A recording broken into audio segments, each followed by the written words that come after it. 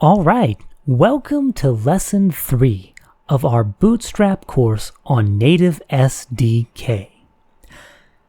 Last time, we introduced how to set up Native SDK charts, and we introduced the data format for all 5 of the core Native SDK charts.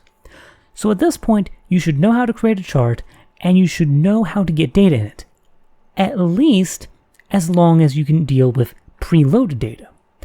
There are other ways you can get data into ZoomCharts. You can do things like load data from a URL. You can use data functions to dynamically load data from virtually any source you can imagine as ZoomCharts needs it. You can add data after the chart has been created. What happens in construction is not the entire story. And you can even change or replace the data set entirely after the chart is created. So today, we're going to be wrapping up our discussion of data with all these other core ways of getting data into the chart.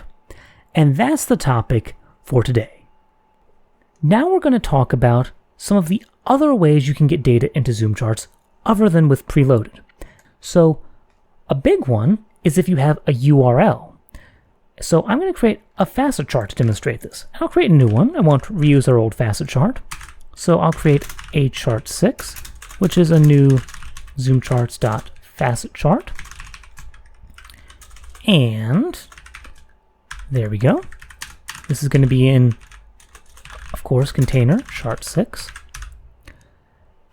And the big thing here is, how do we get our data if it's at a URL? Let's say I have a JSON file stored somewhere.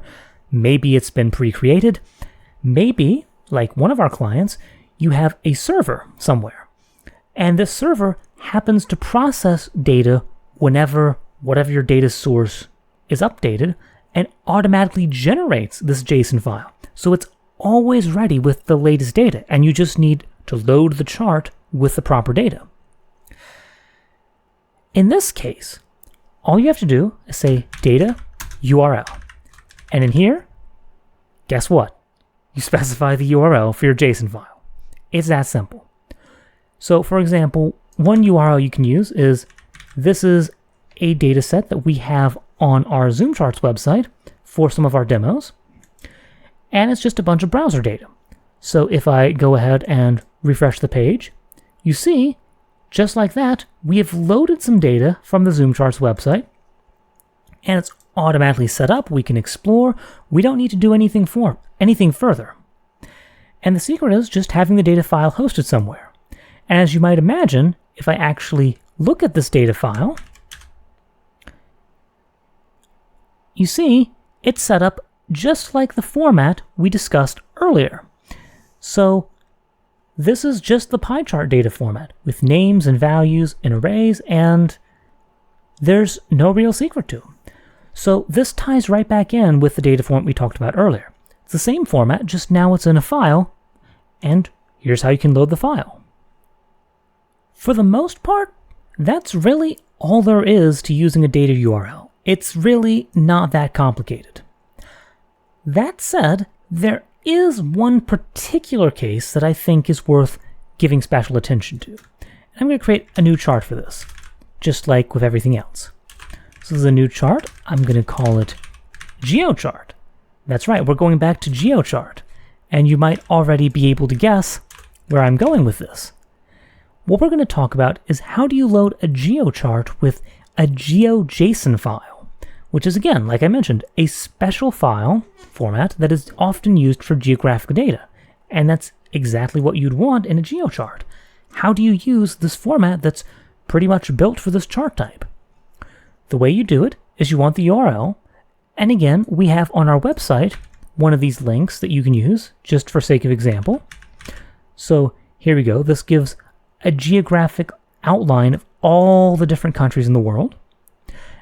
And the trick is, when you specify the URL, you also want to specify the format parameter and just tell ZoomCharts, hey, this is a GeoJSON file, not a regular JSON file. And then it will know to parse it like a standard GeoJSON file. Like before, though, this isn't enough because, again, GeoChart uses layers. So we actually need to tell ZoomCharts what layers it's supposed to display. In this case, since this is all country shape data, we're going to change the layer type instead of items to shapes. And this by itself will be enough to see something. So you see here, we have outlines of all the different countries in the world. This is not very beautiful because, well, it just makes everything into this sort of bluish gray blob. Obviously, this is not how the data is intended to be used. So while we're here, I'm going to take a brief side detour to discuss some of the style options ZoomCharts has.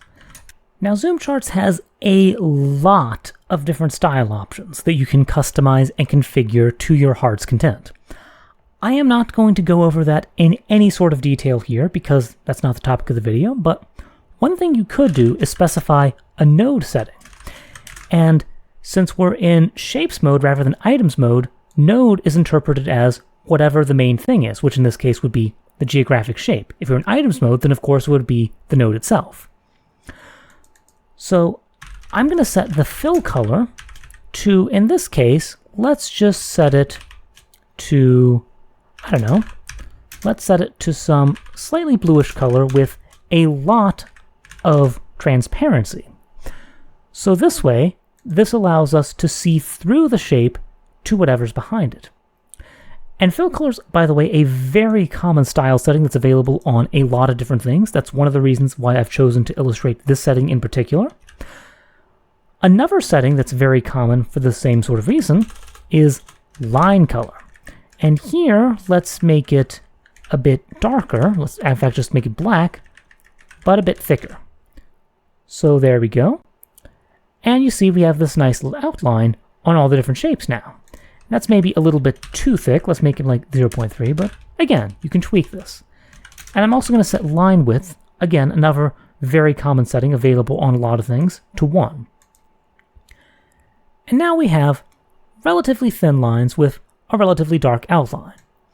And that's, for the most part, just some very basic examples of some settings you can put around things. In fact, it might be slightly better in this case to just use sort of a grayish color with a 1 opacity, because that way you don't have country borders layering on top of each other and creating some things. But again, you can play around with this a lot and get a lot of different settings. This is just a basic example to show you what this data set is like in more of an intended use case. And a basic example of how you can, of course, tweak settings to get things looking a little bit more like the way you want them. As far as the data goes, though, that really is just about all there is to data URLs. So we're going to move on to the third and final major option you have for getting data into ZoomCharts, the data function.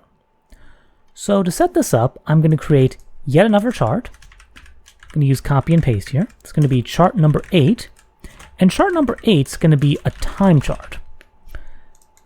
So here we go. I'm going to create that here. And as you might imagine, for our data, we're going to use a data function. But first of all, I'm just going to use preloaded with blank just to show you that the chart is set up correctly. But we see it's determining the data bounds, which is exactly what we want. Now, with a data function, though,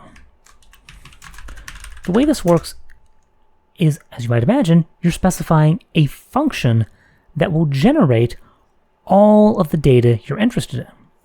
And the parameters to this function, it takes a from and a to. This is what ZoomCharts passes to the data function. It tells it, here's what data range ZoomCharts wants to use. It specifies a step, which represents a time step, what time unit is being used here. And it also passes a success function and a fail function. So basically, the way this would work is at the end of the function, I would call success with all just completed data goes here, all the data that we've generated one way or another. Or I'd call fail if something went wrong and I need to tell ZoomCharts about it. The main reason you would want to use a data function is simply because it doesn't require loading the entire data set into memory at once.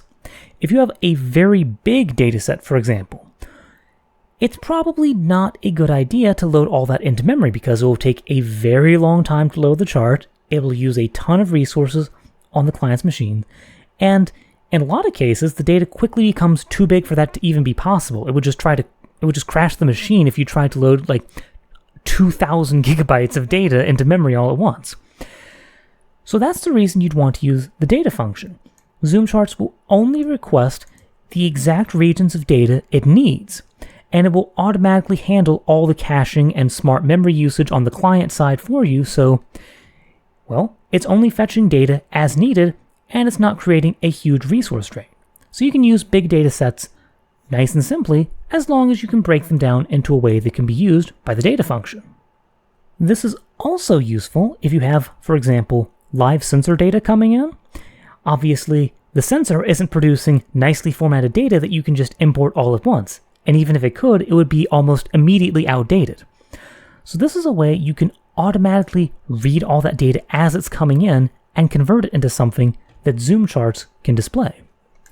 Or another use case is maybe you have a certain database, and the database isn't a nice convenient URL. You want to be able to read from the database. This is a way ZoomCharts can send a request to your database and get back data in ZoomCharts format. This is just one convenient way to have that function in a single place that ZoomCharts will automatically use. Or this is just a very, very flexible way you can do all kinds of different non-trivial interactions, non-trivial ways of getting data into the chart. So very powerful, very flexible. The main drawback is just it's a little bit more complicated to use. But as I think you'll see, it's ultimately not that bad in the end. So how do you use this data function? The first thing that might be worth being aware of is at the end of the data function, you're ultimately calling the success function with the same sort of object you would pass into preloaded. So, for example, if I go down to TimeChart, I can actually just copy this preloaded object and return this from the data function. And if I do this and run, you see we get the exact same thing we had in our earlier chart. If I scroll down, you see, well, it's not quite the same because everyone has settings for other series, but you get the idea. It's the same data. And this gives you an idea of what you're working towards. You're not working towards some new, crazy complicated data function specific format.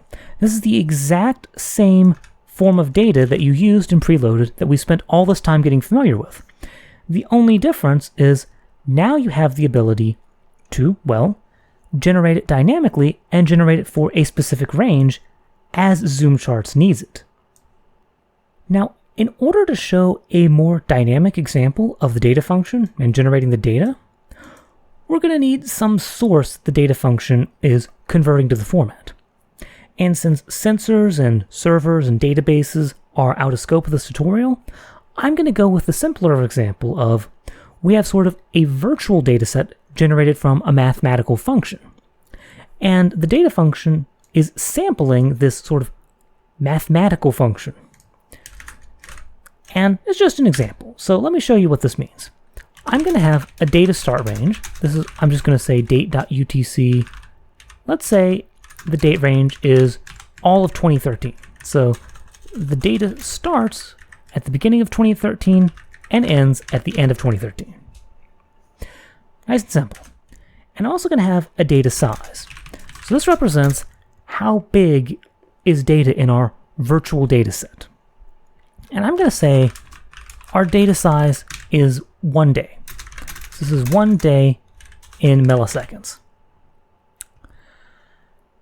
And there we go. The next thing we need to do is we need to take into account this from and to range that SDK has given us. SDK is essentially saying, okay, it's only interested in the data between this from and to range. So we need to figure out what part of our virtual data set is between this from and to range. So I'm going to create a first. This represents the first element in our data set, which is within this from and to range. And this is either going to be, it's going to be either the max of the from for the data start. So if from is beyond the data start, if it's greater than that, then that's the first element. But if it's before the data start, then obviously there's nothing before that, so the first element is at the data start. And the reverse logic works with last, so we want the men of 2 and data end. And there we go. We now have the part of our virtual dataset which is within the range that SDK is requested. Once we've done that, the main thing is just to generate the values. So what we can do is we can say for let t equals first, t is less than last, and t, we're going to step by the data size, because of course, well, there's nothing in between that. And I'm just going to set the value. In this case, I'm just going to set it to a sine function. So it's a sine of, and I'm going to say the whole range represents the range of the sine. So what I've done here, t minus data start, so this tells us how many time units we are from the start of the dataset, and divided by the range. So this way, basically, at t equals data start, this function will be 0, and at t equals data end, this will end up being 1. So this gives us a value between 0 and 1, depending on where we are in the virtual dataset. And I want to multiply this by 2.0 times math.pi, because that's the range of the sine function. So we'll do a sine function over the whole range of our virtual dataset. And last of all, we just need to convert this into values we can actually return. So I'm just going to have a res array, or result array, you can call it that too. And here I just need to say, whoops, res.push. And I suppose I forgot to multiply that by 2 pi. That's important. That's why formatting was a bit funny. Yeah, okay. I'm not going to overthink the formatting. It's probably something like this. It's slightly better, but it doesn't like that, so whatever. Anyways, for the actual data, what we want to do is we want the timestamp like before, and the value at the timestamp. So nice and simple, same sort of concept we have in the value array, because, well, this is what we're going to give in the value array. And once that's done, we can just pass this as the result. One thing we have to be careful of here is SDK might request the entire data range if we haven't specified a proper limit. So what we want to do here is we want to say from is either whatever value we have, or if that's null, then we're just going to say from data start. And same thing here. If SDK doesn't have an opinion on what range it wants, we're just going to give it the whole data start to data end range. And this is almost all we need. Last of all, we probably want to set the valid data range from first to last. And that's pretty much the gist of how you would set up a virtual data function like this. Now if I run, you see we have this sinusoidal function over the entirety of the year of 2013, just like we were after. And of course the data is at day sized. And, well, there you go. Obviously this is a little bit more complicated because we're having to create and manage a virtual dataset. And the reality is if you were using this in practice, you would use your server or whatever. But this gives you a basic idea of how you might generate, well, appropriate data depending on what SDK has requested. One thing I should take into account, as SDK does specify the unit, so instead of just returning hours, we should return the data in the unit that SDK has requested. So that's very easy to take into account. You just specify the step rather than that. And now if I zoom in below hours, which I believe is possible here, it should, yeah. So you see it can request, SDK can generate below hours, and now we're generating appropriate data even for those units. So we don't have to, just have a single hard-coded unit, unless that makes sense for your use case. If you'd like to know more about the data function, I highly recommend both our documentation on the data function and also a lot of the examples at demo.zoomcharts.com give many different examples of how the data function can be used for a number of different purposes. So those are some very, very good resources on how to make this work in practice. That said, now it's time to move on to the final topic of this video, which is, well, the data manipulation functions. That is, once we have data in the chart, what can we do with it? How can we change it or modify it or do things after the data is in the chart itself? And this is actually a relatively short discussion, so I'm just going to create one final chart for this. And here I'm actually going to use something very much like our original net chart. So I'm just going to copy that example just to give us an example. And there you go. If I do that and run, we have a copy of our original net chart. Now, there are two main ways you can change data after the chart is created. We have these 5 nodes. What if we want more nodes, for example? In this case, we have the add data API. So I'm going to use our chart variable. I'm going to call add data. And as you might imagine, this takes in an object, and the format is exactly the same as, well, the original data. So we have nodes. We could also have a links array. So links array. Here we go. And I'm just going to keep it simple. Let's add a single new node. Let's make it ID, say node 6. And links, let's add a link. Call it, first of all, ID. Make this, I'll call this, well, technically it's L5. It's the 5th link, but I'll call it L6 for consistency with the node. And I'll make it from, we want from node 6. We're going to, of course, use a new node, and I'll make it to, I'll just pick one. Let's say node 2, sure. So now we have an example data set, and if I run, you see it creates without node 6, but once the chart's created, it's adding node 6 down below, just like that. And that's the first API, and that's really all there is to it. In other charts, the idea is exactly the same. You would use add data, you would use the exact same data format you'd use in preloaded or anywhere else, and then it adds the data to the chart. The other major case where you might want to change the data after the chart's created is replacing it. Say, okay, this chart used to be displaying this data set, but now maybe there's a new data set that's come in, for example, or maybe I want to reset the data set after some other things have been added and modified, for example, or what have you. But that's the other major use case. Aside from adding the data, you also sometimes want to replace the data. So the way I'm going to do this, for sake of example, I'm going to create data 9, which is just going to be, basically I'm moving the preloaded data into its own object. And we're going to say that at some point after we've added this new node, we want to go back to the original data set. So just for sake of example, I'm going to use a timeout. So there we go. And after, say, 3,000 milliseconds, or 3 seconds, we're going to want to change the data back to the way it was originally. So then I can do chart9.replaceData and pass in data 9. And that's really the gist of replace data. Again, replace data, it takes in a data object, the same format as preloaded data, same format as all the other data that you deal with.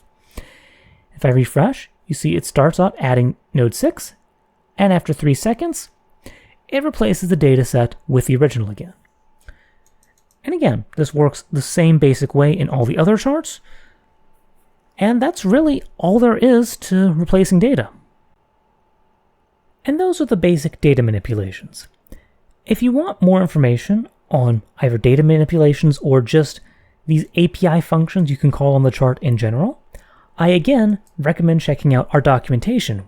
There are dozens of functions like these that ZoomCharts offers that allows you to do things with the chart after it's created. And there's a lot to explore. There's much more than what has been covered in this video.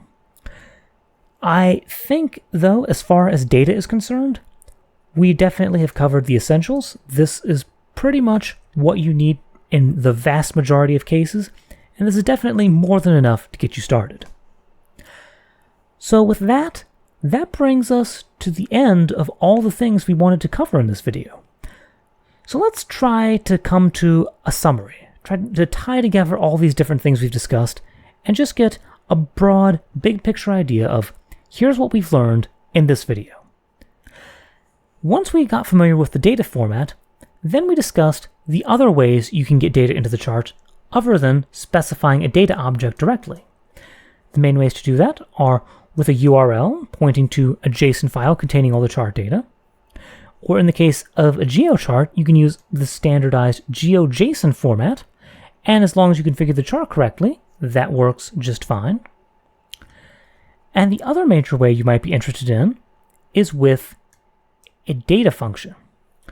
So data functions allow ZoomCharts to request data as it needs it. And then you can provide the data either from the server or a database or an abstract function or a sensor or wherever else your data source is coming from. And this provides a very, very flexible way to provide data as needed, so there's no excess resource usage, there's no constraints that it has to be in a specific file or specific format. You can just get the data however it needs to be gotten in your use case, and as long as you provide ZoomCharts a valid data object at the end of it, everything is happy. And lastly, we talked about how you can add and change data after the chart is created, using either the add data function. If I can scroll up to show you, we can either using the add data function, which will add data even after the chart is created, or, as you saw there, the replace data function, which will change the chart data to some other completely different data set. And that is the gist of what we've covered in this video. So, what's next? Now that we know pretty much all the basics of getting data into ZoomCharts, the next thing we're going to discuss in the next lesson is events. How can you get ZoomCharts to do interesting things above and beyond just the interactions that come by default? How can you get ZoomCharts to interact potentially with other things besides just the user? Maybe you can interact with other elements on the page, for example. And so forth and so on. So we'll be discussing interactivity, which is obviously a key feature of ZoomCharts. That will be the topic of the next video. Thank you very much for joining me this time, and I will see you in the next lesson.